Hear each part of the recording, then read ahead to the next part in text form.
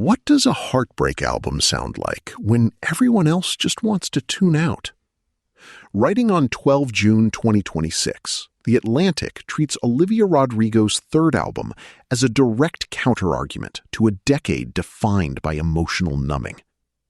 The reading holds up well past the initial release cycle because it steps back to diagnose a wider cultural mood.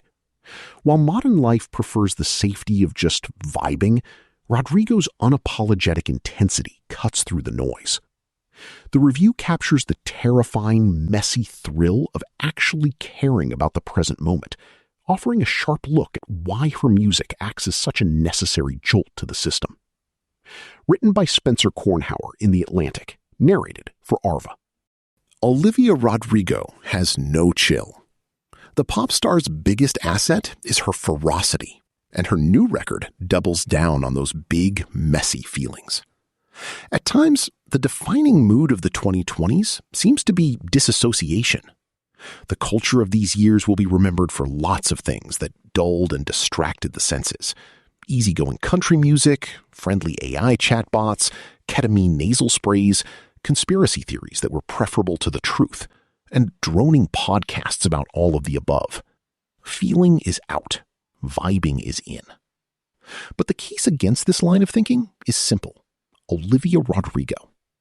In early 2021, the then Disney star single Driver's License pierced the pandemic-weary zeitgeist like a geyser in a desert. The song's soppy piano and screamed choruses served to interrupt the flow of any playlist by triggering the listener's sympathy and perhaps alarm. Is she okay? Am I okay? Her albums Sour 2021 and Guts 2023 flaunted clever wit and theater kid poise with adventuresome work from the rock producer Dan Nigro.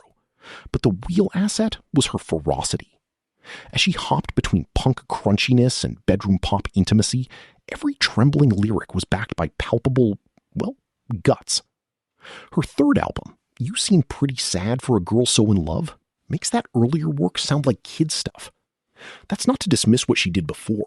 She was bottling a particularly teenage form of spite, hot and thin like boiling water. Now that she's all of 23 years old, the emotional brew is thicker and even messier. The album narrates what she has called her first adult relationship, and it was initially meant to be entirely made up of love songs. Then she and her guy broke up, and the work got darker. The result is a wild listening experience, so intense it verges on sickening. She's in unstable territory from the first moments of the lead track, Drop Dead. A synth riff evokes the wistfulness of a John Hughes movie, but it's rhythmically shifty, like she's about to bolt. Rodrigo sings about a first date in a slithering, secretive voice, then starts stabbing one note over and over for the chorus. The effect is unnervingly happy. One imagines the narrator of the Proclaimers' most maniacal hit undertaking their 500-mile journey with a double dose of Vyvanse. Quite soon, Rodrigo is fully crashing out. I feel right. I feel wrong. I feel totally insane, she sings on the stunning Stupid song, which sets the honeymoon phase to pulsing piano and galloping drums. The track apes the softly anthemic approach of U2, Coldplay, and The National, until all of that elegant uplift topples like an overly ambitious wedding cake.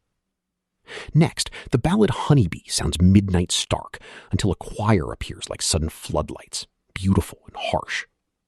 A duo of jangle pop delicacies, Maggots for Brains and You plus Me equals 3, wave red flags as if they're pom-poms. And sometimes at a low point, I even wish for a tragedy, Rodrigo says, because I know he'd come over and take real good care of me. The starkly self-incriminating nature of those lyrics marks a nice evolution in the contemporary canon of heartbreak pop. Rodrigo came up under the influence of Taylor Swift, who taught a generation of singers how to write post-breakup disses, lightly dashed with anti-heroic confessions. But now, Rodrigo is pulling at a thread underlying the modern crisis of young romance, the way that dating has become bound up with goal-seeking and social performance. The album opens with her stalking the perfect guy on her phone. Midway through the track list, she has the relationship she dreamed of, yet is still unable to feel secure. The villain isn't only her man, it's also all the pretty girls in the foreground of my mind, as she sings in The Cure.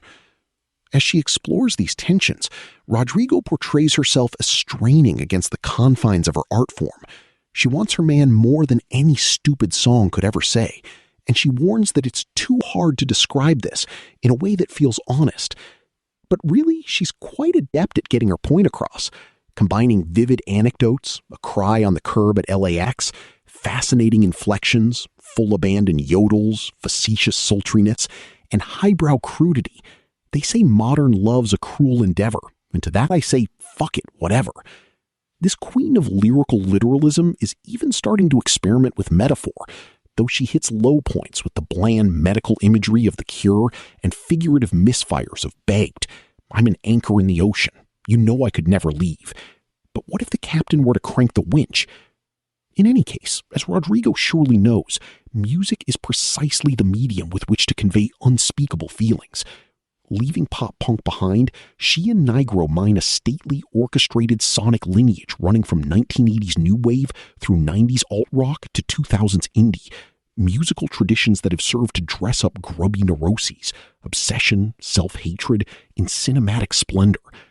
The album is laden with references to The Cure, including a great cameo from Robert Smith. Rodrigo clearly understands that his band's essence lies not only in its dreamy guitars, but also in the total abjection beneath them. Still, as Rodrigo's songwriting matures, the heavy referentiality of Nigro's production is starting to seem silly. The nostalgia bait on her previous albums was refreshing. She was a Disney teen, yes, but she had the taste of a high-fidelity clerk. Zoomers and boomers unite. By now, that sort of novelty is worn off. When I listen to the future karaoke classic Expectations, I want to admire the songcraft, the loop-de-looping hooks, the satisfying call and responses, but my brain is pulled toward figuring out whether the song sounds most like Cyndi Lauper, Gary Newman, or the B-52s. The imitative nature of the production is really how Rodrigo is most in line with the pop norms she otherwise defies. Burrowing into the past with our phones, streaming the familiar at the expense of the new, is one method people use to numb themselves to the present. Rodrigo, brain on and heart open, makes art about the terrifying thrill that comes with giving the here and now everything you've got. Were she to write her own musical language, she'd cut an even deeper mark.